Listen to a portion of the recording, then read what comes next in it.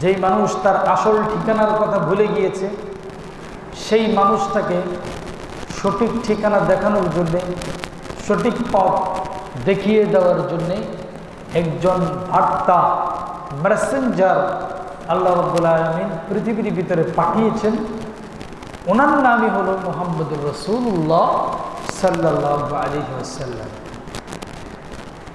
রব্বুল আলামিন আহকামুল হাকিমিন নবীকে পৃথিবীর ভিতরে পাঠিয়ে মানুষের মাঝে সত্যের বাণী প্রচার করার জন্যে দায়িত্ব অর্পণ করেছেন। এই দায়িত্বের ভিতরে যথাযথভাবে পালন হওয়ার জন্যে আল্লাহ রাব্বুল আলামিন একটি গাইডলাইন হিসেবে, সিলেবাস হিসেবে মহাগ্রন্থ আল কোরআনকে তিনি নাজিল করেছেন। মহাগ্রন্থ আল কোরআন এই পৃথিবীর মানুষের জন্য, মানুষের কল্যাণের জন্য একটি আদর্শ গাইড বই। এই বইয়ের ভিতরে লেখা আছে, এই কোরআনের ভিতরে লেখা আছে, আপনার সকাল থেকে সন্ধ্যা থেকে আবার পুনরায় সকাল পর্যন্ত আপনার জীবনটাকে আপনি কিভাবে পরিচালনা করবেন সেটি কিন্তু এই মহাবিশ্বের মহাগ্রন্থ আল কোরআনের ভিতরেই লেখা আছে। আর সেই কোরআনের ব্যাপারে আমার আল্লাহ বলছেন সূরাতুল বাকারার ভিতরে, যালিকাল কিতাব লা রাইবা ফীহি, এটি এমন একটি কিতাব যেই কিতাবের ভিতরে কোনো রকমের ভুল নাই, কোনো রকমের সন্দেহ নেই, কোনো রকমের সংশয় নেই। এটি এমন একটি কিতাব যেই কিতাবের ভিতরে কোনো রকমের ভুল নাই, লা রাইবা ফীহি, কোনো ভুল নেই। হুদাল লিল মুত্তাকিন, এটি হলো মুত্তাকিদের জন্য পথ প্রদর্শক। এটি হলো মুত্তাকিদের জন্য পথ প্রদর্শক। যারা মুত্তাকি, যারা আল্লাহওয়ালা, যারা নিজের জীবনটাকে ফুলের মতো করে সুন্দরভাবে পরিচালনা করতে চায়, আল্লাহ বলছেন তারাই হলো মুত্তাকি। এই মুত্তাকিদের জন্য পবিত্র মহাগ্রন্থ আল কোরআন হলো পথ প্রদর্শক। প্যারা হাজরিন, এই কোরআন যার উপরে নাজিল হয়েছে তিনার নাম হলো মুহাম্মদুর রাসূলুল্লাহ সাল্লাল্লাহু আলাইহি ওয়াসাল্লাম। আমরা সবাই মুমিন নাকি মুনাফিক? উত্তর হবে মুমিন। আমি যদি আবার প্রশ্ন করি, আমরা সকলে মুমিন না মুনাফিক? মুমিন। মুমিন আপনি নিজেকে এই জন্যই বলছেন যে আপনি ঈমান এনেছেন। আপনি ঈমান এনেছেন, সেজন্য আপনি মুমিন হয়েছেন। কিন্তু আপনার ঈমানটা কি? ঈমান জিনিসটা কি? আল্লাহ বলছে ঈমান ওলি হলো মুহাম্মদুর রাসূলুল্লাহ সাল্লাল্লাহু আলাইহি ওয়াসাল্লাম। সুবহানাল্লাহ পড়বেন না? আপনি ঈমান আনার কারণে আপনি মুমিন হয়েছেন, কিন্তু ঈমানটা কি? ঈমানই হলো মুহাম্মদুর রাসূলুল্লাহ সাল্লাল্লাহু আলাইহি ওয়াসাল্লাম। এটার নামই হলো ঈমান। ওটার উপরে যখন আপনি বিশ্বাস করেছেন তখন আপনি মুমিন হয়েছেন। তাহলে বোঝা গেল কি? রাসূল হলো ঈমান, আমরা হলাম মুমিন। সুবহানাল্লাহ। রাসূল সাল্লাল্লাহু আলাইহি ওয়াসাল্লাম মুস্তাফা নবী কামলিওয়ালা হলেন ঈমান, আর আমরা হলাম মুমিন। মুস্তাফা নবী কামলিওয়ালা নবী, তিনি কোরআন পড়ার জন্যে, কোরআন বোঝার জন্যে তিনার উপরে কোরআন নাজিল হয়নি, বরঞ্চ মানুষকে কোরআন বুঝিয়ে দেওয়ার জন্যে, মানুষকে কোরআনের অর্থ যথাযথভাবে অনুভব করানোর জন্যেই মুহাম্মদুর রাসূলুল্লাহ সাল্লাল্লাহু আলাইহি ওয়াসাল্লামের উপরে কোরআন নাজিল হয়েছে। এই পৃথিবীর ভিতরে মুসলমানদের উপরে নামাজ কয় ওয়াক্ত ফরজ? 5 ওয়াক্ত। কিন্তু মুহাম্মদুর রাসূলুল্লাহ সাল্লাল্লাহু আলাইহি ওয়াসাল্লাম তিনি কার নবী? তিনি কার নবী? একটু উত্তর আসবে না? নবী মুহাম্মদুর রাসূলুল্লাহ সাল্লাল্লাহু আলাইহি ওয়াসাল্লাম তিনি কার নবী? উত্তর কি দিবেন? এই মুসলমানের জটিল একটা অবস্থা। সাধারণ কথাগুলো বুঝতে তাদের ব্যর্থতা হচ্ছে। চিন্তা করতেছে আল্লাহর নবী বলবো নাকি আমার নবী বলবো নাকি আমাদের নবী বলবো, এমনটা চিন্তা করছে। আপনি বলেন আমার নবী, নবী কার নবী? আমার নবী। আমার নবী বললে সবাই যখন বলবে আমার নবী, তো সবারই নবী। আমরা কার বান্দা? তাহলে নবী কার? কার নবী? উত্তর ঘুরে ফিরে কিন্তু একটাই, কথা বুঝছেন? ছেলেকে যদি বলেন তুমি কার ছেলে, ছেলে যদি বলে আমি আব্বুর ছেলে, তো মা যদি বলে তুমি কার ছেলে, ছেলে আবার বলবে আমি আম্মুর ছেলে। উত্তরে কি কোথাও কি কোনো গরমিল আছে? আছে? উত্তর তো একটাই, উত্তর একটাই। ছেলে মা যদি বলে তুমি কার ছেলে, ছেলে যদি ছোট ছোট মাথায় বলে আমি আম্মুর ছেলে, তো বাবা যদি বলে তুমি কার ছেলে, বলো যে আমি আব্বুর ছেলে। তার মানে তুমি মা এবং বাবা দুজনেরই ছেলে। উত্তর কিন্তু একটাই। তো আল্লাহ নবী কার নবী? আমাদের নবী। আমরা কার বান্দা? আল্লাহর বান্দা। তাহলে আমরা যদি আল্লাহর বান্দা হয়, নবী যদি আমাদের হয়, নইলে নবীর ঠিকানা কোথায়? আল্লাহর কাছে। তাহলে নবী কার? আল্লাহ। নবী কার? উম্মতের। নবী কার? গোটা পৃথিবীর সমস্ত মাখলুকের। সুবহানাল্লাহ। পেয়ারা হাজিরিন, এমন একজন নবী, ওনার শান, ইজ্জত ও হুরমত আমি কোনোদিনও আমার এই ছোট জবান দিয়ে বর্ণনা করে শেষ করতে পারবো না। আপনারাও আপনাদের এই দুই কান দিয়ে মৃত্যু পর্যন্ত যদি নবী পাকের শানমান শুনেন, কোনোদিনও এনার শান, মান, ইজ্জত ও হুরমত আপনারা শেষ করতে পারবেন না। একজন খ্রিস্টান লেখক, একজন খ্রিস্টান লেখক, ওনার নাম হচ্ছে জর্জ বার্নার্ড শ। নাম কি? George Bernard Shaw. তিনি শুধু একজন খ্রিস্টানের লেখক ছিলেন না, একজন আইরিশ নাট্যকার ছিলেন এবং লন্ডন স্কুল অফ ইকোনমিক্সের তিনি প্রতিষ্ঠাতা ছিলেন। উনি কোন ধর্মের? আমি প্রশ্ন করব আপনাদেরকে। কোন ধর্মের ছিলেন? খ্রিস্টান ধর্মের। কোন ধর্মের? খ্রিস্টান ধর্মের। একজন লেখক ছিলেন, লিখতেন। সাথে করে একজন নাট্যকার ছিলেন এবং লন্ডন স্কুল অফ ইকোনমিক্সের তিনি প্রতিষ্ঠাতা চেয়ারম্যান ছিলেন। তিনি আমার নবী মুস্তাফার শানে বলছেন, I study him the wonderful man. In my opinion, far from being, has been an antichrist, the savior of your opinion, the savior of humanity. Subhanallah. আমি কি বলছি? তিনি বলছেন, একজন খ্রিস্টান লেখক বলছেন আমার মুস্তাফার শানে, I study him, আমি তার সম্পর্কে লেখাপড়া করেছি। কে মানে কে? আমার নবী মুহাম্মদ রাসূলুল্লাহ সাল্লাল্লাহু আলাইহি ওয়াসাল্লাম। একজন খ্রিস্টান বলছে মুসলমানদের নবী যিনি মুহাম্মদুর রাসূলুল্লাহ সাল্লাল্লাহু আলাইহি ওয়াসাল্লাম, আমি ওনার সম্পর্কে লেখাপড়া করেছি। ওনাকে তো আমি দেখি নাই, কিন্তু কিতাবাদির ভিতরে, কোরআনের ভিতরে, বিজ্ঞানের ভিতরে, বাইবেলের ভিতরে, তাওরাতের ভিতরে, ইনজিলের ভিতরে, জাবুরের ভিতরে, ত্রিপিটকের ভিতরে, রামায়ণের ভিতরে, গীতার ভিতরে, কলকির ভিতরে, তারপরে আপনার নিউ টেস্টামেন্টের ভিতরে, ওল্ড টেস্টামেন্টের ভিতরে একজনের নাম সবসময় লেখা আছে। তিনার নাম হলো মুহাম্মদুর রাসূলুল্লাহ সাল্লাল্লাহু আলাইহি ওয়াসাল্লাম। ওই খ্রিস্টান লেখক বলছেন, আই স্টাডি হিম, আমি তাকে নিয়ে পড়াশোনা করেছি। দ্য ওয়ান্ডারফুল ম্যান, এতই চমৎকার একজন মানুষ, এতই চমৎকার একজন মানুষ, কিভাবে বর্ণনা করব? ওই লেখক বলছে কিভাবে বর্ণনা করব? And in my opinion, far from being an antichrist, he must be called the savior of humanity. যদিও তিনি খ্রিস্টানদের লোক নয়, কে? মুহাম্মদুর রাসূলুল্লাহ সাল্লাল্লাহু আলাইহি ওয়াসাল্লাম। যদিও তিনি খ্রিস্টান ধর্মের লোক নয়, খ্রিস্টানদের বিরোধী, তারপরেও আমার মতে ওনাকে মানবতার ত্রাণকর্তা বলতেই হবে। সুবহানাল্লাহ। মানবতার ত্রাণকর্তা মানে কি?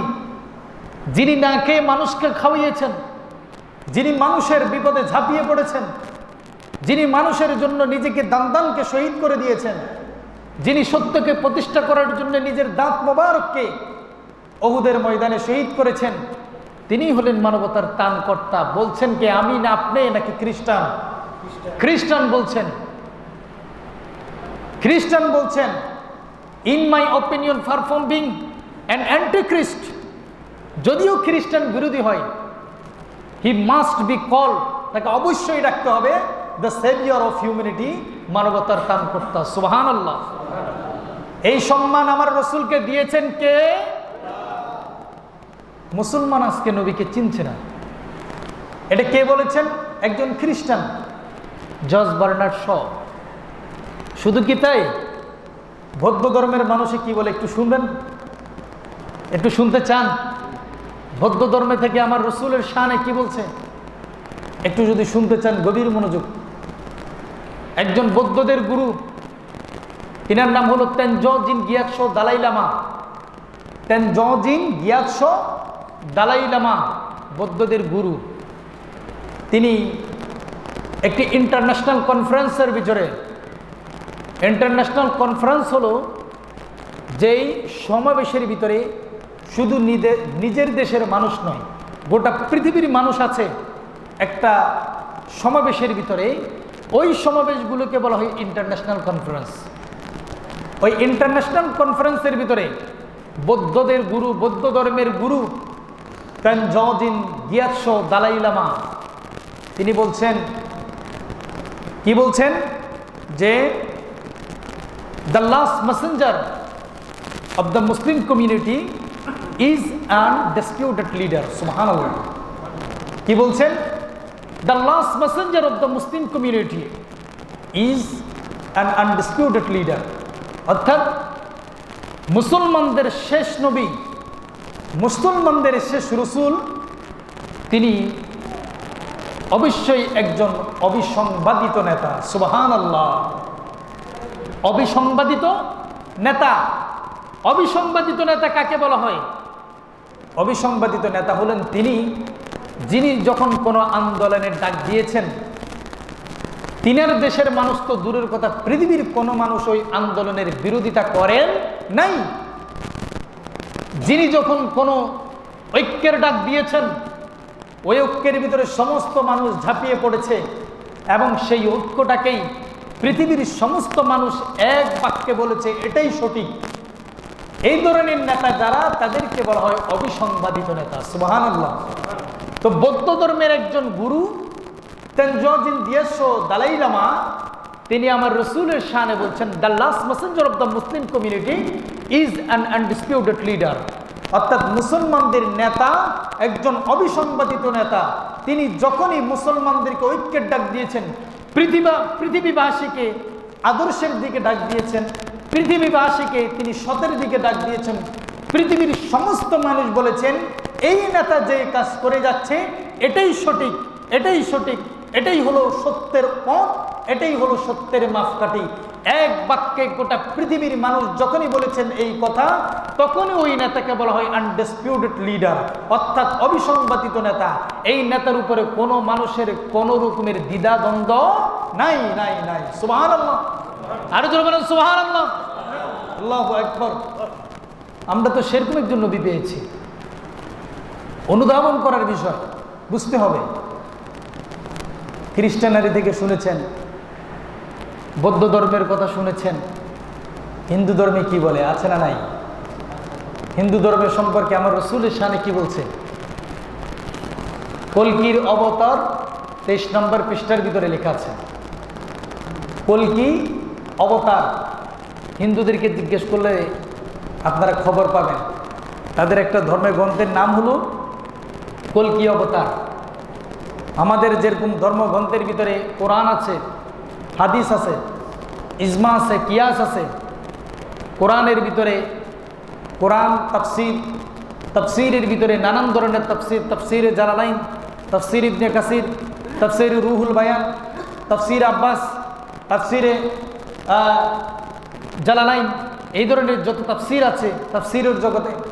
হাদিসের ভিতরে বুখারী শরীফ আছে, মিশকাত শরীফ আছে, তিরমিজি শরীফ আছে, আবু দাউদ শরীফ আছে, ইবনে মাজাহ শরীফ আছে। ঠিক হিন্দু ধর্মের ভিতরেও তাদের এই ধর্মের যে সমস্ত পাণ্ডুলিপি বইগুলো আছে, সেই একটি বইয়ের ভিতরে কল্কি অবতার নামে একটি বই, একটি গ্রন্থ আছে। ওই গ্রন্থের 23 পৃষ্ঠায় লেখা আছে, ওই গ্রন্থের 23 পৃষ্ঠায় লেখা আছে, লা ইলাহা পপম ইল্লা ইলা পরম পদম জম্ম বৌকণ্ঠ পিশুতি তসবিনাম মুহাম্মাদান। সুবহানাল্লাহ। কি পড়েছিলাম? কোরআনে নাই এটা। আবার কোরআন খুললে কিন্তু আবার এই গীতার ছল্লকটা আপনি পাবেন না। কোথায় আছে? কল্কি অবতারের ভিতরে 23 পৃষ্ঠায় আছে, লা ইলাহা পপম ইল্লা ইলা পরম পদম জম্ম বৌকণ্ঠ পিশুতি তসবিনাম মুহাম্মাদান। বলছে লা ইলাহা পপম, আল্লাহ ছাড়া কোনো ইলাহা নেই, ইল্লা ইলা পরম পদন জম্ম বৌকণ্ঠ পিশুতি তসবিনাম মুহাম্মাদান। সুবহানাল্লাহ। একটু বুঝেন বাবারা, লা ইলাহা পপম, আল্লাহ ছাড়া কোনো ইলাহ নাই, কোনো সৃষ্টিকর্তা নাই, কোনো মাবুদ নাই। সাক্ষ্য দিচ্ছেন কে? মুসলমান না হিন্দু? লেখা আছে কোথায়? কল্কি অবতারের 23 নম্বর পৃষ্ঠার ভিতরে। কোনো হিন্দু ভাইদেরকে যদি জিজ্ঞেস করেন কল্কি অবতার চিনো কিনা, বলবে হ্যাঁ চিনি, আমাদের বাসায় বুক সেলফের ভিতরে আছে। সেখানে 23 নম্বর পৃষ্ঠা যদি আপনি খুলেন দেখতে পাবেন এই ছল্লকটা আছে। সেখানে লেখা আছে লা ইলাহা পপম, আল্লাহ ছাড়া কোনো ইলাহ নাই, ইল্লা ইলা পরম পদম। যদি মুক্তির পথ পেতে চাও, যদি শান্তির পথ পেতে চাও, ইল্লা ইলা পরম পদম জম্ম বৌকণ্ঠ পিশুতি তসবিনাম মুহাম্মাদম। যদি প্রিয়তরে যদি নিজের জীবনকে আবাদে আবাদ সুখে ও শান্তিতে রাখতে চাও, পরকালে যদি তুমি মুক্তি পেতে চাও, তো মুহাম্মাদের নাম জপ, মুহাম্মাদের নাম জপ, মুহাম্মদকে অনুসরণ করো। সুবহানাল্লাহ। আল্লাহু আকবার। কে বলছে? হিন্দুরা বলছে।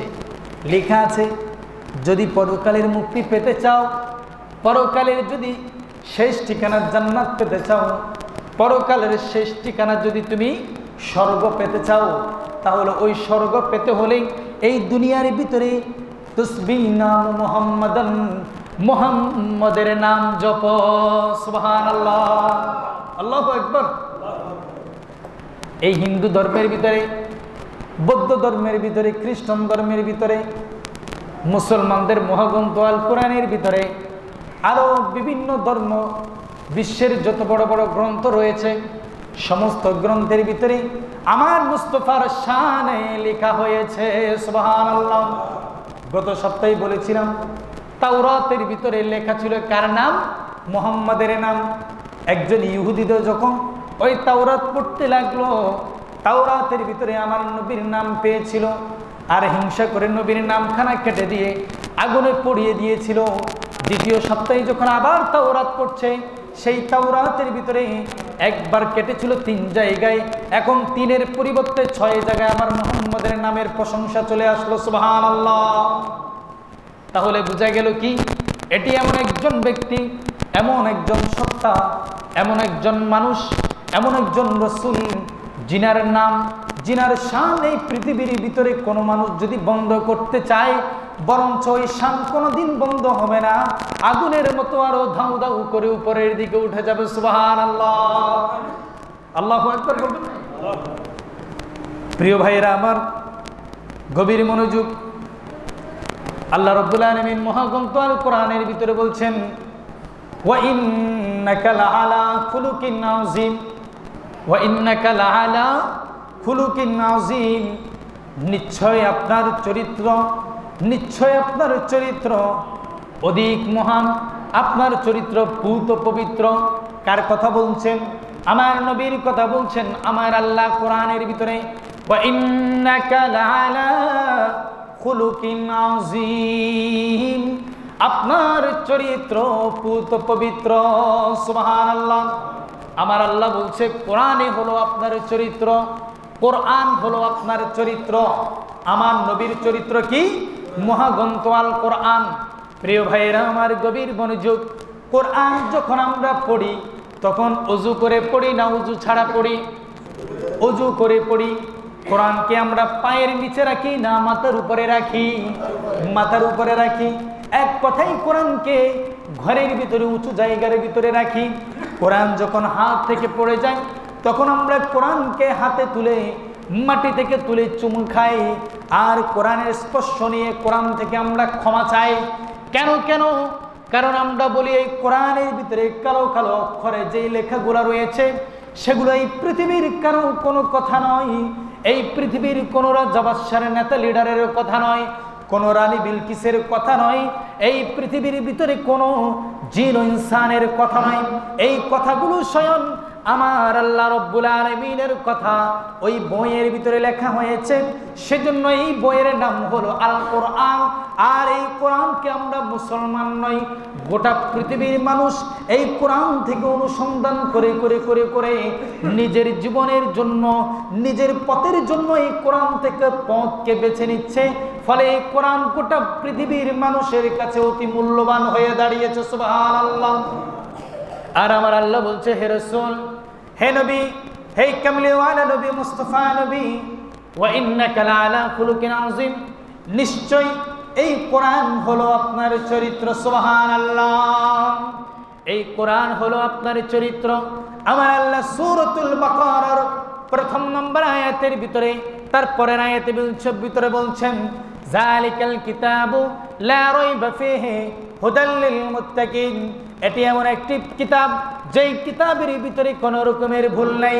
হুদাল লিল মুত্তাকিন, এটি মুত্তাকিদের জন্য পথ প্রদর্শক, মুত্তাকিদের ভিতরে পথ দেখাবে এই কোরআন। আর ওই কোরআন হলো আমার নবীর চরিত্র। তার মানে আমার নবীর চরিত্র যেটা, সেটা হলো কোরআন।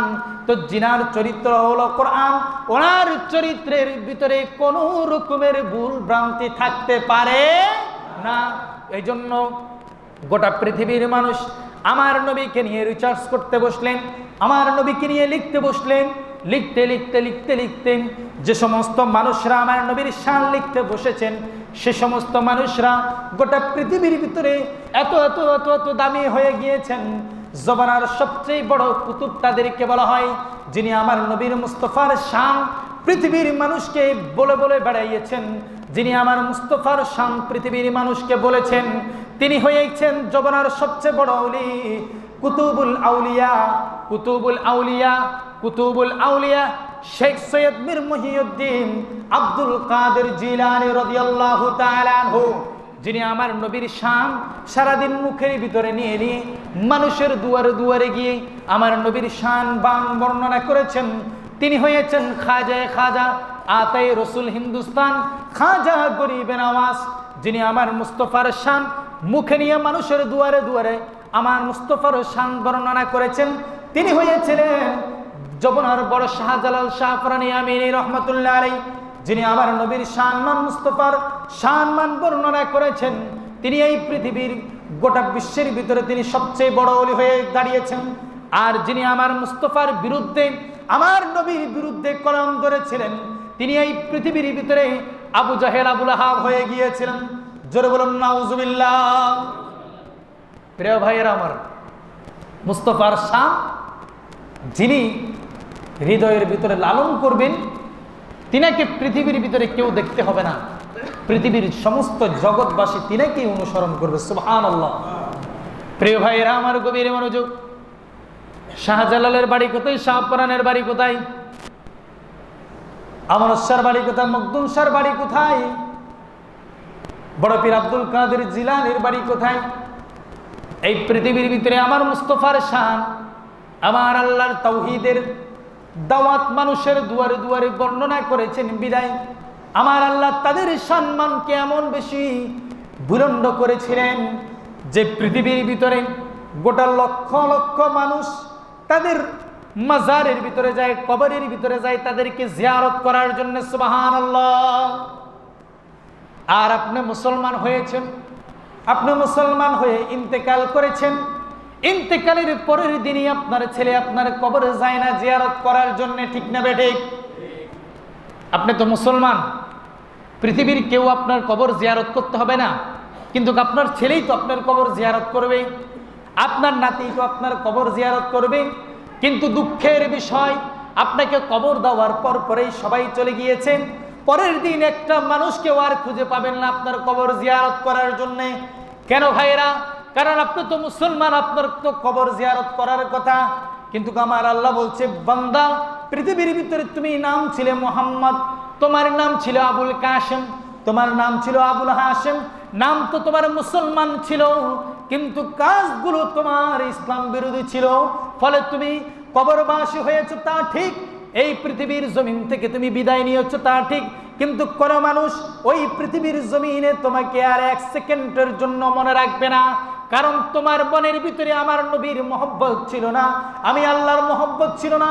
এই জন্য পৃথিবীবাসীর মনের ভিতরে তোমার প্রতি কোনো মহব্বত নাই। আল্লাহু আকবার বলেন। এই জন্য মুস্তাফারে ভালোবাসলে, আল্লাহরে ভালোবাসলে আপনাকে ভালোবাসবেন কে? গোটা পৃথিবীর কুল কায়নাত। আপনি যদি নবীকে ভালোবাসেন, আল্লাহকে ভালোবাসেন, গোটা পৃথিবীর সমস্ত কিছুই আপনাকে ভালোবাসতে বাধ্য। আমার মুস্তাফার শানে ইমাম মুস্তাগফিরি রহমাতুল্লাহ আলাইহি বর্ণনা করছেন, কি বলছেন? আমার নবী হযরত মুহাম্মদুর রাসূলুল্লাহ সাল্লাল্লাহু আলাইহি ওয়াসাল্লাম বলছেন, পৃথিবীর ভিতরে যদি কোনো ব্যক্তি 100 বার দৈনিক আমি মুস্তাফার শানে দুরূদ পড়ে, তাহলে আল্লাহ রাব্বুল আলামিন ওই ব্যক্তির দুরূদ পাঠকারী ব্যক্তির জন্য 100 বার দুরূদ পড়ার পরিবর্তে ওই ব্যক্তির জন্য 100টা নাজাতের ব্যবস্থা করে দিবেন। সুবহানাল্লাহ। ওই 100টা নাজাতের ভিতরে 30টি নাজাত দুনিয়ার ভিতরে বান্দা পেয়ে যাবে, আর 70টি নাজাত আখিরাতে তাকে দান করা হবে। সুবহানাল্লাহ। কি বলছি আমি? ইমাম মুস্তাগফিরি রহমাতুল্লাহ আলাইহি বলছেন, যদি কোনো বান্দা দৈনিক 100 বার নবীর উপর দুরূদ পাঠ করে, তাহলে আল্লাহ রাব্বুল আলামিন ওই ব্যক্তির দুরূদের উসিলায় তাকে 100টা নাজাত দান করবেন, তার 100টা হাজত পূরণ করে দিবেন। 100টা হাজতের ভিতরে 30টি হচ্ছে দুনিয়ার ভিতরে, আর 70টি হচ্ছে আখিরাতের ভিতরে। এখন এর আলোকে একটি আলোচনা শুনি। কিতাবে মুআত্তাবে লাদুনিয়া, কিতাবে মাওয়াহিবুল লাদুনিয়ার ভিতরে উল্লেখ আছে, মাওয়াহিবুল লাদুনিয়া কিতাবের ভিতরে লেখা আছে, কি লেখা আছে? একজন ব্যক্তি হাসরের মাঠে মিজানের পাল্লায় তার আমলনামা দেওয়া হলো। মিজানের পাল্লায় যখন তার আমলনামা দেওয়া হলো, আমলের পাল্লা হালকা হয়ে গেল, নেকির পাল্লা হালকা হয়ে গেল, বদির পাল্লা অর্থাৎ অসৎ কাজ অপকর্মের পাল্লাটা একটু ভারী হয়ে গেল, অপকর্মের পাল্লাটা একটু ভারী হয়ে গেল। এই পৃথিবীতে আমরা যে মাল কিনি, সদাই কিনি পাল্লা দিয়ে মেপেই তো কিনি, তাই না? পাল্লা দিয়ে মেপে কিনি। এখন হয়েছে ডিজিটাল পাল্লা। এই ডিজিটাল পাল্লার আগেও তো ছিল কি অ্যানালগ পাল্লা, দুই পাশে দুটো প্লেট, এক পাশে দিবেন ভাটা আর এক পাশে দিবেন চাল কিনলে চাল দিবেন, আলু কিনলে আলু দিবেন, তাই না? তো যদি আলু যদি পরিমাপ মতো একটু কম হয়, ভাটার ভিতরে দেখা যাচ্ছে ভাটা একটু নিচে নামাচ্ছে। 1 কেজির ভাটা দিলেন, নিচের দিকে চলে আসছে। আলু দিয়েছেন 1 কেজি, কিন্তু উপরের দিকে উঠে যাচ্ছে, তখন আলু আর একটা খাঁচা থেকে নিয়ে আলুর খাঁচায় আলুর প্লেটের উপরে দিচ্ছেন। ফলে দুটো যখন ইকুয়াল হচ্ছে, সমান সমান হচ্ছে, তখন সওদাগর ক্রেতাকে তার পণ্য বুঝিয়ে দিচ্ছে। ঠিক একই রকমভাবে হাসরের মাঠে একজন বান্দা মিজানের পাল্লার কাছে যাবেন, একজন মুমিন বান্দা তিনি মিজানের পাল্লার কাছে যাবেন, তো তিনার আমলনামাগুলোকে মাপা হবে, স্কেল করা হবে। তিনার আমলনামার ভিতরে দেখা গেল নেকির স্কেলটা একটু হালকা হয়ে গেল, বদ কাজের স্কেলটা একটু ভারী হয়ে গেল। এমনই সময় একজন মানুষ এসে ওই মিজানের পাল্লার উপরে, মিজান মানেই পাল্লা, ওই পাল্লা কিংবা স্কেলের উপরে তিনি কি করবে, নেকির যে পাল্লাটা আছে সেই নেকির পাল্লার ভিতরে ছোট্ট আঙ্গুলের প্রথম মাথার মতো, আঙ্গুলের মাথার মতো একটা ছোট্ট কাগজ নিয়ে ওই যে নেকির পাল্লার উপরে তিনি বসিয়ে দিবেন। বসিয়ে দেওয়ার পরেই আমলনামা কি করবে, নেকির পাল্লাটা অনেক ভারী হয়ে যাবে, আর বদির পাল্লাটা উপরের দিকে উঠে যাবে। নেকির পাল্লাটা ওজনের কারণে নিচের দিকে নেমে চলে আসবে। এমনই সময় ওই বান্দা বলবে, ওই মুমিন বান্দা বলবে, ওগো আপনি কে? কত সুন্দর আপনার আকৃতি ও সুরত এবং সিরত। সুবহানাল্লাহ, সুবহানাল্লাহ পড়বেন না? সুবহানাল্লাহ পড়বেন না? আপনারা কি সকালবেলা নাস্তা খান নাই? নাস্তা খেয়েছেন? তো একটু হাত তুলে দেখান তো কারা কারা নাস্তা খেয়েছেন। সবাই চা খেয়েছেন, তো ভাত খেয়েছেন, পেটে শক্তি আছে, তো একটু জোরে বলবেন সুবহানাল্লাহ। একটু কি বলবেন? ইসকো এটার নাম। বলছিলাম নেকির পাল্লাটা যখন হালকা হয়ে যাবে, এমনই সময় একজন ব্যক্তি এসে আঙ্গুলের মাথার মতো ছোট্ট একটি কাগজ দিয়ে নেকির পাল্লার উপরে বসিয়ে দিবেন। ইন টাইমে নেকির পাল্লাটা নিচের দিকে ভারের কারণে নেমে যাবে, আর বদির পাল্লাটা উপরের দিকে উঠে যাবে। ব্যক্তি যাকেই সাহায্য করেছেন তিনি খুশি না বেজার? খুশি। বিপদে পড়েছেন, এই মুহূর্তের ভিতরে একজন এসে সাহায্য করলেন। ব্যক্তি তখন মুমিন, তখন তিনাকে প্রশ্ন করবেন, আপনার সিরত, আপনার সুরত, আপনার আকার আকৃতি কতই না সুন্দর, সুবহানাল্লাহ। বলুন তো আপনি কে? বলুন তো আপনি কে? উত্তর দিবে, আমি হলাম তোমার নবী মুহাম্মদুর রাসূলুল্লাহ সাল্লাল্লাহু আলাইহি ওয়াসাল্লাম। সুবহানাল্লাহ। এবার বলা হবে, আপনি যে আমার নবী মুহাম্মদুর রাসূলুল্লাহ সাল্লাল্লাহু আলাইহি ওয়াসাল্লাম, আপনার পরিচয়টা আমি পেয়ে গেলাম, কিন্তু আমার নেকির পাল্লা হালকা ছিল। আপনাকে দেখতে পেলাম ছোট্ট একটি কাগজ আমার নেকির পাল্লার উপরে, মিজানের উপরে আপনি দিয়েছিলেন, ফলে আমার নেকির পাল্লাটা একটু ভারী হয়ে গিয়েছিল। ওই ছোট্ট কাগজটা কিসের?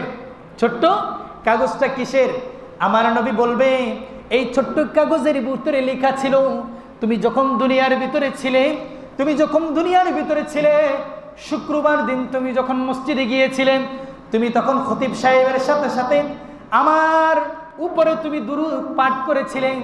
রাস্তা দিয়ে যখন তুমি হেঁটেছিলেন, তখন আমার উপরে তুমি দুরূদ পাঠ করেছিলেন। মসজিদে যখন নামাজ পড়তে গিয়েছিলেন, তখন তুমি আমার উপরে দুরূদ পাঠ করতে গিয়েছিলে। আবার তুমি মাহফিলে যখন গিয়েছিলেন, আমার উপরে দুরূদ পাঠ করেছিলেন। ওই দুরূদগুলো এই ছোট্ট কাগজের ভিতরে আমি লিখে রেখেছিলাম। আজকে যখন তুমি বিপদে পড়ে গেলেন, মিজানের পাল্লা এসে যখন তুমি আটকা পড়ে গেলেন, তোমার এই মিজানের পাল্লা থেকে তোমার নেক এবং বদকে ওজন করা হবে।